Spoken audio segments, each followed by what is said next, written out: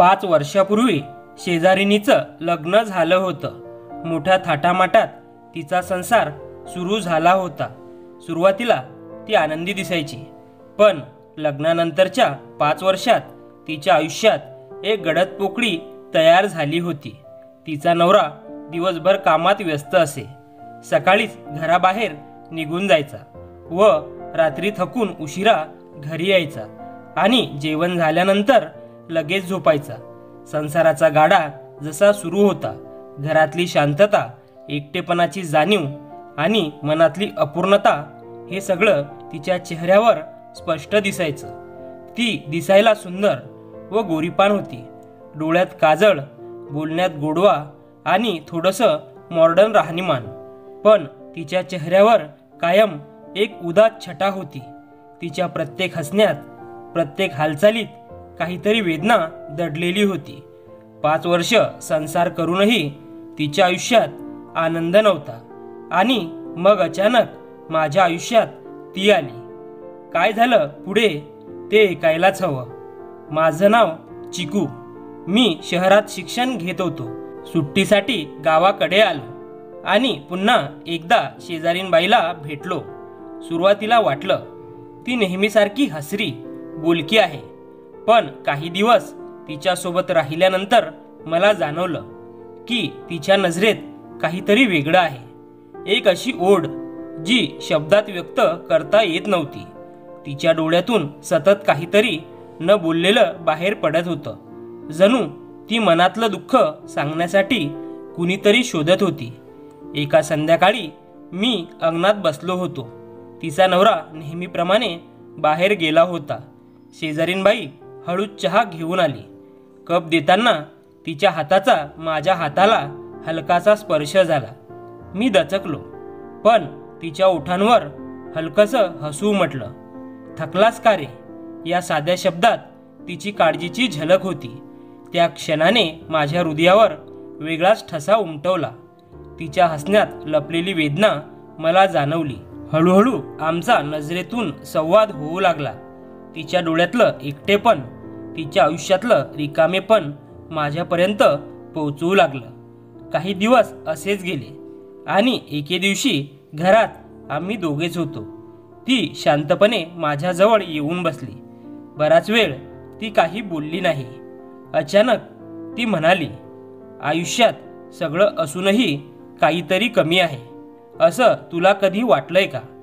मी थोडा शांत झालो. तिच्या डोळ्यात भावनांचा महापूर होता. ती पुढे म्हणाली, माझं आयुष्य रिकामं आहे. घर आहे, संसार आहे, पण मनाच्या गाभाऱ्यात काहीतरी अपूर्ण आहे. मला कुणीतरी समजून घ्यावं, जपावं असं वाटतं. तिच्या आवाजात दुःख होतं, पण त्याचवेळी एक प्रेमाचं आमंत्रणही होतं. मी नकळत तिचा हात धरला. ती थरारली, पण मागे सरकली नाही. उलट माझा हात घट्ट धरून ठेवला. त्या क्षणी आमच्यातली अंतर मिटायला लागलं. दिवस जसजसे पुढे गेले तसं आमचं नातं अधिक घट्ट होत गेलं. ती माझ्यासाठी खास जेवण बनवू लागली. माझ्या आवडीच्या पदार्थांनी माझं मन जिंकू लागली.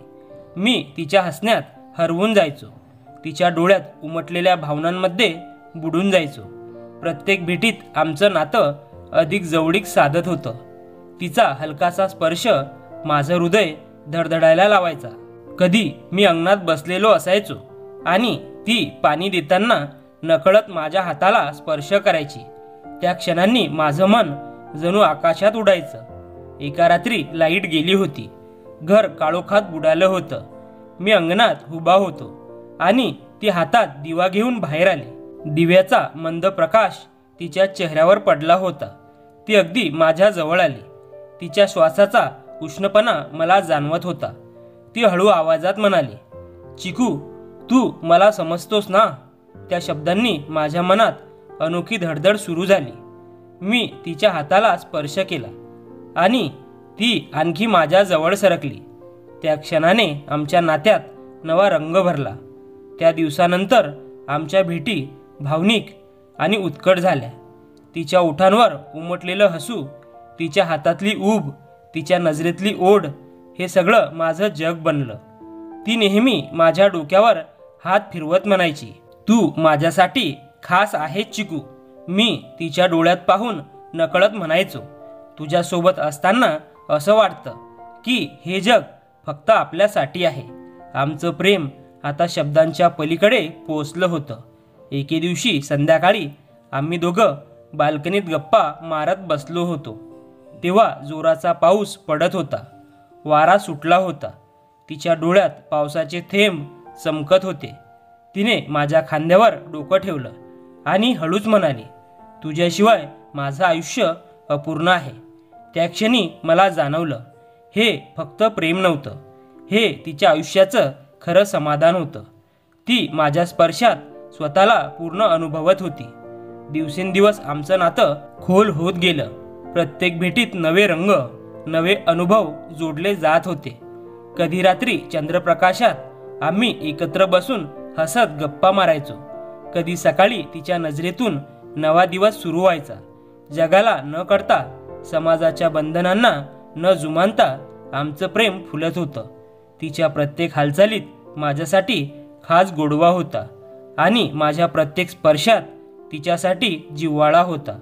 आमची ही कथा अजूनही सुरू होती. गुप्त प्रेमाची प्रत्येक भेट, प्रत्येक हसणं, प्रत्येक स्पर्श आम्हाला एकमेकांच्या जवळ आणत होता आणि आमच्या हृदयातील उत्कटतेला नवे पंख देत होता.